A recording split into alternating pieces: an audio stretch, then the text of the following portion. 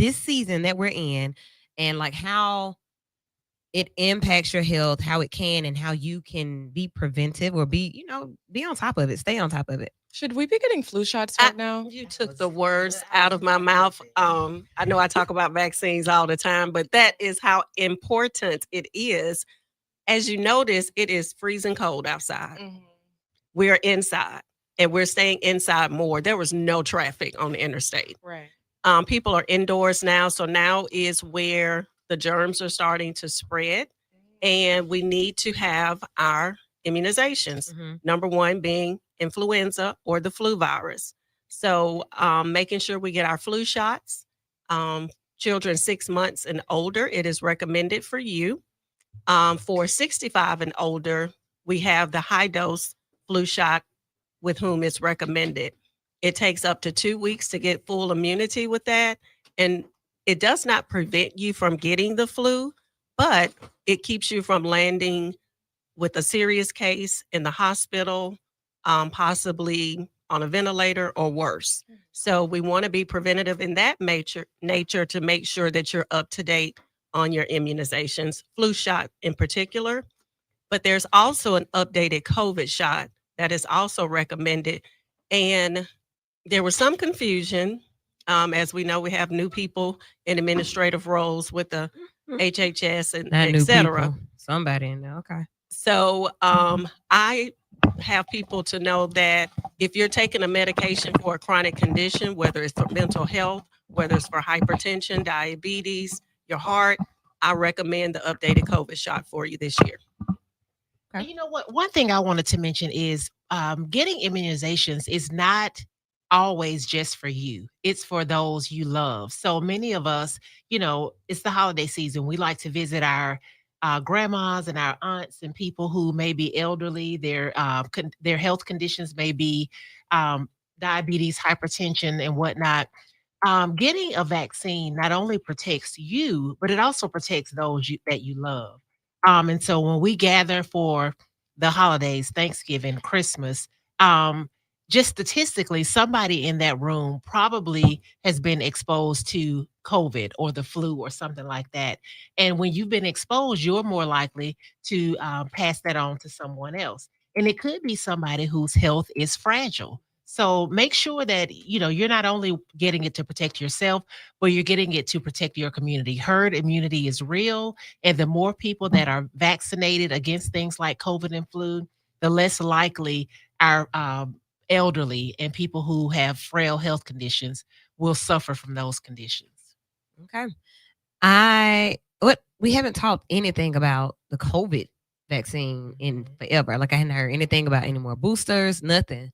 Are we still doing that? Is COVID still out? Yeah, a couple of things that's going on with COVID vaccine. So a couple of months ago, HHS decided, and CDC and all the government entities decided that those under the age of 65, you want to get your COVID vaccine based on shared decision making. So you want to talk with your doctor, your pharmacist, and decide whether the vaccine is right for you.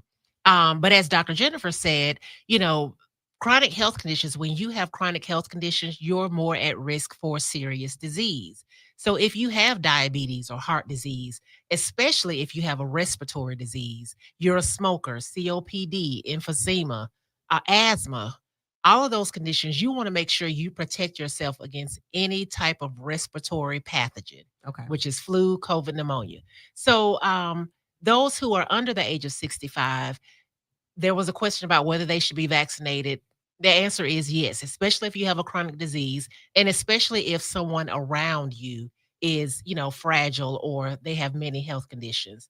And then recently, this was, I think, last week or the week before, they decided that they would try to put a black box warning on the COVID vaccine. And for those of you who don't know, the black box warning is the most severe warning. So it's talking about drugs that cause a negative side effect or can potentially harm, such as heart issues like the cardiomyopathy, death, neurological conditions.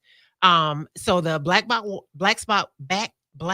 box warning, that's a tongue twister, is not currently on the COVID vaccine, but it's something they're considering. And again, it's important to know that any medication can cause a potential side effect. The interesting thing about this warning is that there have been no new studies or no new evidence to say that the COVID vaccine warrants this warning. It's just something that they've decided they want to put on there. So again, it's more important to protect yourself and those around you, and talk to your doctor, talk to your pharmacist about whether these vaccines are right for you. All right. Yes, interesting y'all brought that up because school was really empty this week. Mm. Flu and COVID. And so even, Victoria was exposed. And so when you go to the doctor, you literally got to kind of test for both, right? So if you only go in there saying I was exposed, is that something that everyone should be kind of thinking about when they go to the docking box and things, like go ahead and get both tests? Absolutely. And that's currently the norm or the standard of care right now. So much so that you can purchase the COVID test, even the at home test, and it's a combination for not just the coronavirus, but also influenza A and B, Okay. which will be for the flu. So So that you is can the get standard. that at the pharmacy. Yes, sir. So they just come on down and pick that up from Come y'all. on down to the Meds Plus. Now that's what I'm talking about. See that alley? And we Y'all saw have that alley? That was good. and we do have curbside service. So um when you get there, if you need us to bring it down to you, we can do that as well too. And it is a combo test. That's perfect. Awesome. Where are you all located? We're located on Richard Arrington Jr. Boulevard North between 2nd and 3rd Avenue North in downtown Birmingham.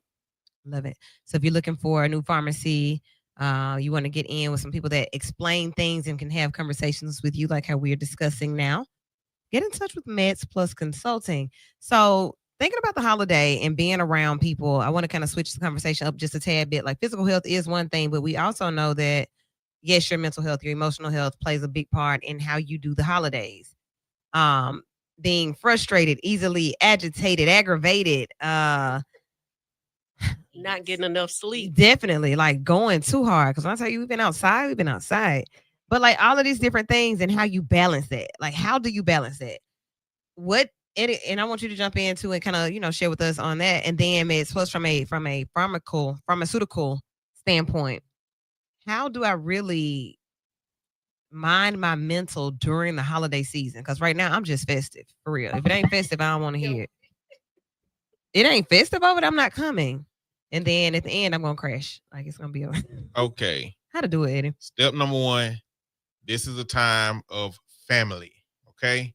Okay. And unless you got a rainbow and butterfly family, somebody having problems, somebody having conflict, right? Yeah. Yeah. So not only do I got to deal with my own issues that I had growing up, I got to deal with other people's issues that even if I ain't got none, somebody got some conflict. We still dealing with loss. We got a lot of families that's in 2 and 3 years of recovery of losing a lot of people during COVID. Yes. So is getting together for the holidays a tough time because we haven't really talked about these losses? Is it different seeing auntie without uncle? Is it hard seeing grandma without granddad? Just know that this is a time of family. So this is going to be a lot of us reverting back to those little childhood roles. You've been running your household for a decade now, but so when you go home and mama say, hey, get up and go do this, baby, you get up and go run and do it. You got to realize your children also seeing you in those roles. So like you wilding out at the house, but when you at Big Mama house, they see a different role. These are things to process and assess. So first one is family is going to be a big part of it. So if you haven't really looked at your own experience, your own life and said, where am I with my folks? Where am I with my people? Do I have things unturned? Oprah just did a whole special about parents kids going no contact with their parents. Mm-hmm. So how many of y'all parents this gonna be the first holiday where your child ain't show up and you ain't really like took no accountability for the thing that they've been asking for? And those of you, the kids, let's go to the kids. Those of you who ain't really setting boundaries, you just disappeared, didn't give nobody a chance to recover from whatever it is. Is that a good move for yourself? But for me, when it comes to therapy, the most significant factor is everybody finna be dealing with family. So the first week after Christmas and after these holidays, Thanksgiving too, we do recovery. Okay, tell me about family experiences. Tell me about how the holiday was. So you need to keep that in check to make sure you're making sure what your mental health is going to be. Do you have the space to deal with your family, or do you have to take some of that back? Also, how do you recover from dealing with family? So to me, that's the biggest part. That is the biggest. If you can manage yourself amongst family in a holiday season where you're gonna have high contact with them, that's important. Hey, look, I like that because you have to prepare for different. Like if you're not used, I mean, we're all used to it at some point, but the newness, it seems like everybody is different now. And I think I'm at one of those points in life where I'm right in the middle. I've always been kind of like right in the middle of all the generations. A key for me is to always have something fun prepared. I got the games ready. Let me get y'all some mimosas. Try to make it light from that. Like, drink this eggnog. Whatever it takes to get it set. We're gonna set the tone. So typically I'll host for that reason. I'm gonna have everything prepared when you arrive because it's stressful to get somewhere and people still run around trying to cook. I'm about to go to somebody else's mama house. What is this? Okay. And look, All right. whatever dish you supposed to bring, give yourself an opportunity to mess that up. You better try. You hear me? Don't just try it. Don't do it the last minute and take it up there because you finna have to deal with a year being talked too crazy, especially if you got a family that'll roast you about that you done messed up the macaroni and cheese. Or the dressing. That's how that came about. And don't do anything new. Don't try a new recipe. Don't just bring it the same way you have always. I wanted to add cranberries this time. Why? One of my cousins for Thanksgiving we like the regular cranberry sauce in the can. Yes. No whole cranberries. And she brought the whole cranberry sauce. I was like, what is this mess? Why is this here? I picked up the wrong can. Another hint, if you're going to try something new, make two. Make it regular and then make it new and be like, look, fam, I got something new. Look at the classic over here. So I know y'all, some of the old heads, y'all just gonna eat the classic. But for those of you who are a little bit more experimental, taste this. If y'all like it enough, everybody else might be interested. Bring two. Do not substitute what everybody expect for something new. Bring two. Yeah, Hey, come on. All right. So giving you some tips and some what's hot in health right now, because right now we are in the middle of the holiday season. Christmas is on the way, then New Year's, then Kwanzaa, then New Year's, then Super Bowl, then your birthday, then Mardi Gras. Like we are in the season, right? Like we are in the turn up season, and you don't start trying to get your summer body ready in the summer. The spring will be here before you know it, and you like, I saw what was going on. Let me figure this out before. Right. Let me figure this out. I think what you're alluding to, Woo, is MedPlus weight loss. Come on here, tell me about it. Yeah, so we do have MedPlus Path to Wellness. So we do know that obesity is a chronic disease. Yeah. So we want you to be able to eliminate that. So you least likely have the chance of having some type of chronic condition. So if we can start early improving those habits that need to be improved, such as healthy eating, or if you've tried things in the past that did not work, maybe it's now time to try with some medical assistance, such as the GLP-1s. So we're able to assist with that and provide the necessary counseling to help you to be successful on that journey. Too often I've heard of many people that have tried it and still try to maintain their old habits. And partly that's the reason why they were not successful. So the ones that have joined us have been very successful. And we kind of, as we talked about before, reframing what does a meal look like, not skipping meals. That's a bad habit a lot of people have, particularly breakfast. But what does a healthy plate look like, and how can we do well with the GLP-1s? Because we know that there are side effects with that, but they can be minimized if you know ahead of time and be able to prepare for it. There can be side effects. So like if you can't just take a GLP-1 for an event one time. Like I don't really know how it works. I know some other drugs that work just for like, I need to lose some water weight. Okay. But then there are others where you actually do a shot, like you do an injection. That's what you call the GLP-1s, right? Yes. We talked about microdosing on here not too long ago with other medications, because baby, just take a little bit of this because you just need something. But when it comes to weight loss, what are the side effects and what is happening? The reason that people are having these adverse side effects. Okay, so with the GLP-1, the way the medication works, it's actually a hormone that we have in the body. But what it does, it reduces what we call gut motility. So the food is going to hang around longer. It's not going to digest as quickly. You're going to stay full longer. You're going to be satisfied. It's going to quiet the food noise that you have.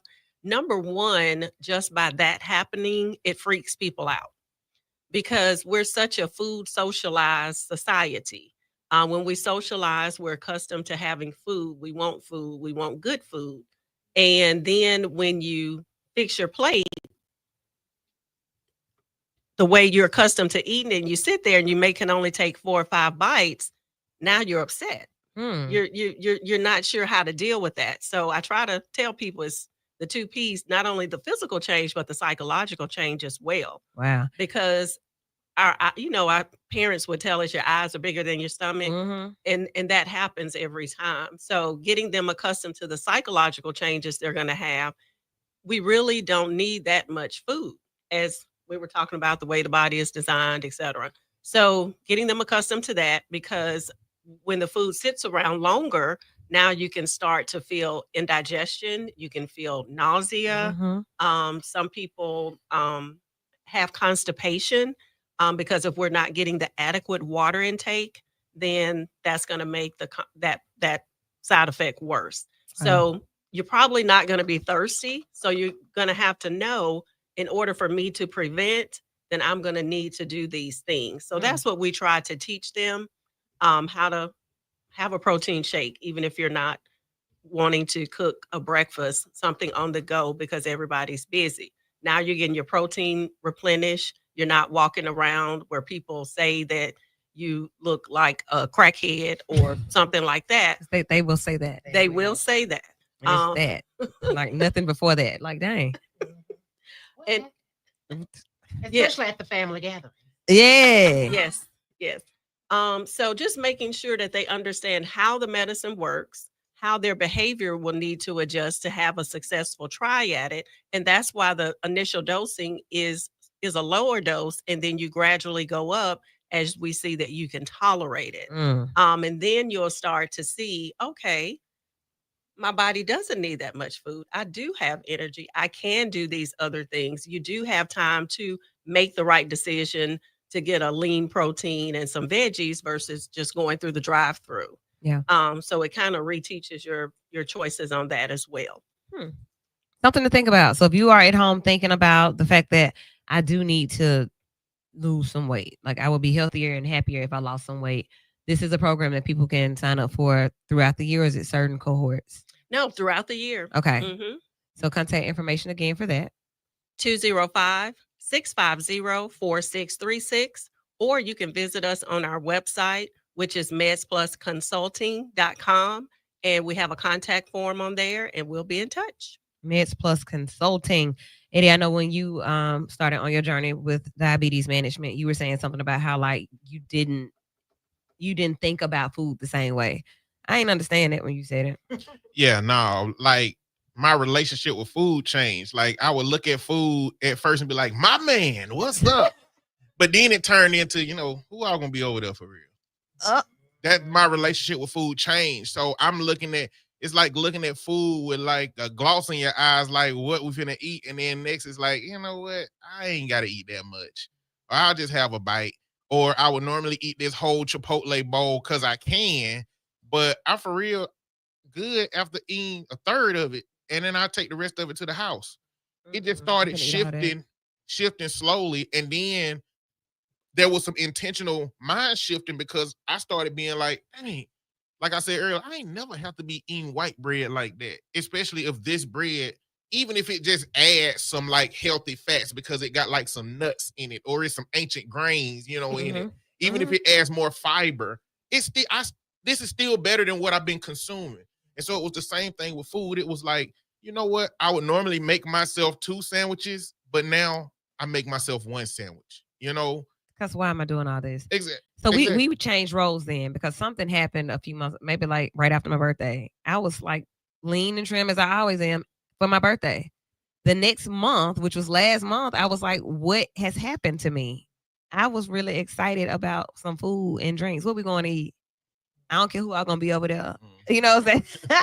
It was a different type of situation, but now I'm back to normal. So I was like, maybe that was like some mini pause or some. I didn't know Mini? what. Yeah, just mini. Mini? Yeah, Okay. mini. Not a lot. I said this might be some of that because what is happening? Then had a vitamin D deficiency, like severe deficiency, but I got on this amazing vitamin. I spoke about it. I need to endorse it on the J head. That vitamin is everything. Got on that and I'm back to normal and I'm not feeling how I was feeling about eating. What's up with it? Because I was tripping. You know what? I'll just say, a lot of times, especially as women of a certain age, Yes. our hormones do amazing things. They also do crazy things. Because that was crazy. Right, exactly. So, I mean, I feel like, we need to understand that we can have, cycles of where we may be consuming more than we would normally consume. And that's Mhm. everything. That's food, that's alcohol, other things as well. Mhm. And then we may get back to normal as our hormones even out. But I think what's important to know is that for people with obesity, the disease of obesity, it's not a cyclical thing. That's their everyday life. So imagine being where you were a month ago, Yes. 12 months out of the year. Like every day you have this thought, like you're eating a meal and you're thinking, what am I going to eat I would next? definitely need to be calling MedPlus to get in the class because what is happening? Exactly. And so that's what obesity is. That's what the Okay. condition of obesity is. I'm literally eating breakfast. I have my protein, my healthy fat, all these things.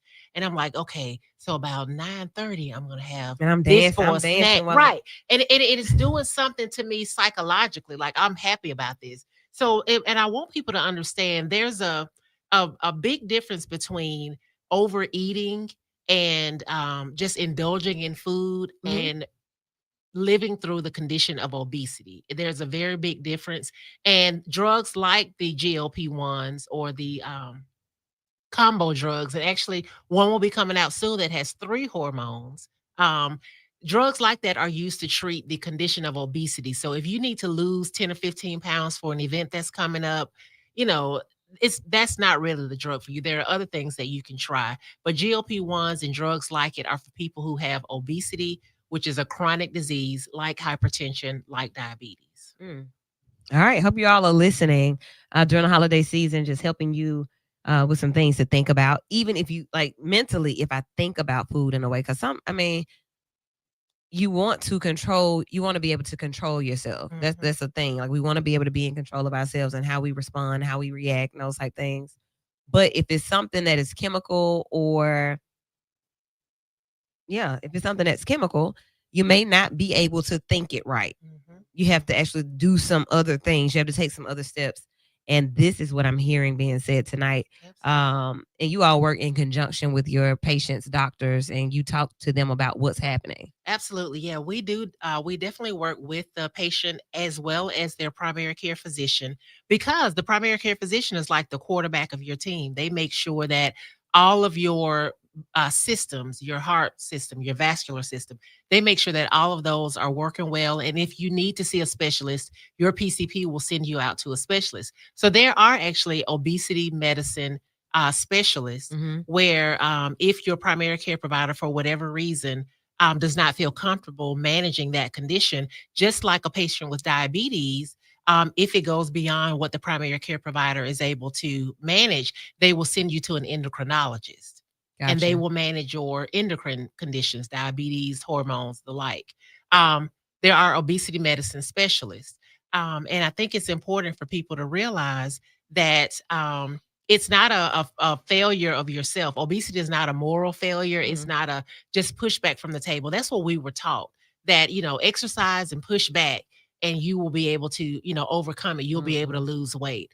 And there are people who, because of biochemical reasons, cannot do that. So, and then another thing that we refer people to is therapy, mental health, because we've had people with diabetes for years, 15 years, and their A1C, which is a measure of how well you're controlling, will not come down. and we're like, okay, are you taking your medicine? Are you doing this? Are you doing that? If they've done everything that we have, gone over as far as managing diabetes, and their A1C still won't come down, the next step is, have you seen a therapist, a mental health professional? Because there's something else at play here other than, your diabetes or your weight. And There's you can something else feel at when play. it's something else. Like this is something else. Like I'm feeling this and this. And so that's why I'm doing this. That I mean, that's something to think about. 994-8949 if you have any questions for the docs who are in. I suffer with it's true obesity. Hey, Dwayne. See what we got here. We really appreciate hearing Dr. Long and Dr. Campbell educate us. God bless them in their pharmacy. Thank you. What if I'm just trying to lose 20 pounds? That's a good question. So I think the first thing is we want to evaluate, where does the 20 pounds come from? Because a lot of people, here's the thing. We use the BMI, the body mass index, as a measure of obesity. So normal weight, overweight, obese, 1, 2, 3. And so we want to evaluate, why 20 pounds? Like, where did that come from? Is it something you've just decided you want to lose, or will that take you from overweight to normal weight? And so just imagining deciding why you want to lose the 20 pounds. Then we look at your lifestyle. So, what are you consuming? And a lot of people consume more calories than they think. So having things like, writing not necessarily writing it down because it's 2025, but putting it in your phone, putting it in your phone, using apps. Yeah. And there are AI apps now where you can take a picture of your plate and it gives you the macros of that particular particular meal. Those apps are outlandishly accurate. Yes. They're outlandishly the AI stuff or the apps. It's all of it. The app have AI in it, and you take a picture, and it's like, it don't matter if you got a sauce on your something, it just calculates everything. And it's like, how did they know that my sauce was a lemon butter sauce? Right, and that's what they know. That could have been a holidays. It could have been anything else. That's lemon butter sauce. It be accurate, and I guess it probably just calculates what you're most likely to put on this kind of meal based on how many people are putting this. It's calculating everybody in America doing something and putting it in there, but they are ridiculously accurate. And it did help me count what I was supposed to be counting. Because with diabetes, the order of the foods that you eat is important. Not eating certain foods by themselves is important. Absolutely. And making sure you eat carbs with healthy fats with protein. Eating those three, they work differently to get your numbers so it don't shoot up high. Some people don't even know the difference between carbs and proteins. What is that? I know chicken, a meat. Like when they say pick your protein, that's how some of us know, because it's like the meat. Yeah. Right. What else is it? What's the other one? Carbs. We think that's bread, right? Some pasta. Okay. And what else? Fiber. And your fiber. What them? Beans. Okay. Some fruits, the peel, Look at have fiber. But I mean, I think that's why it's important to, to take classes such as the MedPlus Diabetes Education class, because if you get diagnosed with a condition like diabetes, and we've done the research, and less than 6% of people diagnosed with diabetes take a diabetes education class. So you basically now have this chronic disease, which Eddie, I mean, I'm sure you did a lot of research. You actually sought out the information. There are people who will just seek it from their family. So, I was diagnosed with diabetes. Well, that means you can't eat bread, rice, grits, and they just tell you everything you can't do. You can't do nothing. And what do we do when you tell us we can't do something? Get mad. That's all we want to do. In our mind, that's all we want. So seeking healthcare professionals that can help you learn about this condition, or can learn about what is a healthy fat versus a non-healthy fat. That's important. It is. So yeah, it's a lot to know. And another thing is, like, while diabetes is genetic, for my family, because my grandma got it the same as me, my daddy got it, and I got it. Me and my grandmama got it the same pretty much. I haven't spent a lot of time drinking and smoking. My daddy had been drinking and smoking heavily for a long time. And so, I don't know how much that impacts diabetes, but I know that, putting impurities in your bodies compromises the systems that govern your body. And so his diabetes is different. Like, he can barely walk. He gotta have a sneaker bar in his pocket. He can barely walk to do exercise without potentially passing out, or the glucose pills, that he gotta have. And that's never been an issue with me or my grandma, in terms of that. But my daddy's, input when I called and told him I got type 2, he's like, listen, if I want cake, I don't eat rice. If I want rice, I don't eat cake. And I'm like, but when I started with my own research, I realized that the portion of rice my dad is eating is 4 times what the normal was supposed to be He eating. gets a bed of rice. Yes, it's crazy. Like, listen, aesthetically, the amount of rice we supposed to be eating just don't look good on the plate. It's right, because if you say a portion, Yeah. it's a 10-pan size. Going back to that, like when everybody gets ready to go, and you put the leftovers in this tin in the aluminum muffin pan. Y'all know how small a muffin pan is. They were so mad, baby. You can get 2 muffin pans then, okay? It's like But that's what you need. when you go to Applebee's and you get that Fiesta Lime chicken, that bed of rice they put it on, irrational amount of rice compared to what we're supposed to be eating. And that plating standards, because I remember looking at them French restaurants and they'd be having like a little piece of something right here with a little drizzle Baby, on it. And it's $100 like, I'm like, it's too much white left on the plate. for $75. What you got, Marshall?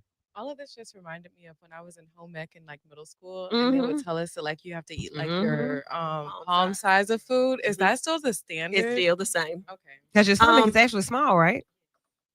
But like, have our stomachs evolved to be bigger over time? We have stretched it over time, and you can allow it to shrink, but it's going to be uncomfortable for at least a week or two until the mind and the body catches up with that. So going back to the eating, and I see a lot of people asking about the 20 pounds, and it does take a lot of education around, as Eddie was saying, the eating and the foods that we put together. I can say our most popular class in our diabetes education class is the healthy eating component. I know enough about nutrition to be dangerous. So we have a relationship with Dr. Brittany Chester. She has her own practice. She comes in to speak. They love her presentation. She will put up on the screen Chick-fil-A, how many carbs. So she focuses on the carb component, so you can kind of understand the choices that you need to make, and to make them without losing out or feel like you're giving up on flavor or what you want to eat.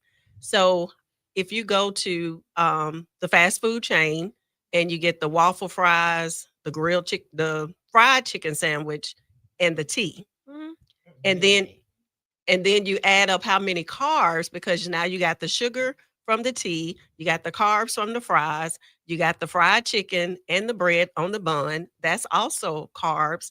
You've pretty much met your carb limit for the day with that one meal. And that's what a lot of people don't understand. And so how do you swap those things out? Maybe you get a bottle of water. Okay. Maybe you get a small waffle fry, because when you got to have fries, you got to have fries. And maybe you eat the chicken. Maybe you get the grilled chicken or get the grilled nuggets. So now you don't have the bread component from the breading or the bun. So it's all about making those healthy swaps. We mess up mostly for those of us that don't have any type of chronic condition, we mess up mostly with our eating is by skipping breakfast. Okay. So if we start the day, I know a lot of times you may not want to eat meat or something like that. You can have Greek yogurt. You can put nuts in it. Now you're getting a little bit more protein. You can put some fruit in it. Now you're getting the healthy part of the sugar, as well as some fiber for the day. And we also got to think about our micronutrients, or those antioxidants that we need, such as from blueberries, strawberries, those types of things. We got one more question. Okay. What about keto bread?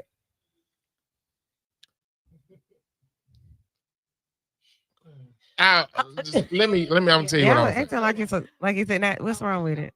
At the end of the day, with all bread that we have in our country, you just got to look at the carbohydrates. You just got to look how much you're consuming, because you'll have some bread that tells you that it's 12 carbs, but the way that it's sliced is very, very, very, very thin. Like, so that ain't gonna meet your goals, right? Just don't But eat it. a lot of our bread has sugar in it. Like, if you see interviews from people from other countries, they be like, "Why y'all bread tastes like cake?"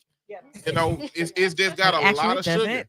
It don't taste like that to us because and we. it lasts for 2 weeks. I remember when bread only lasts a week. It lasts for 2 weeks. Yeah, Well, like some in it, the huh? GMOs, all of the things that they're doing to change it to make, you know, without having regulations, the things that they're doing to save as much money as they possibly can, they create problems. This is what I tell you about keto bread. It's not good.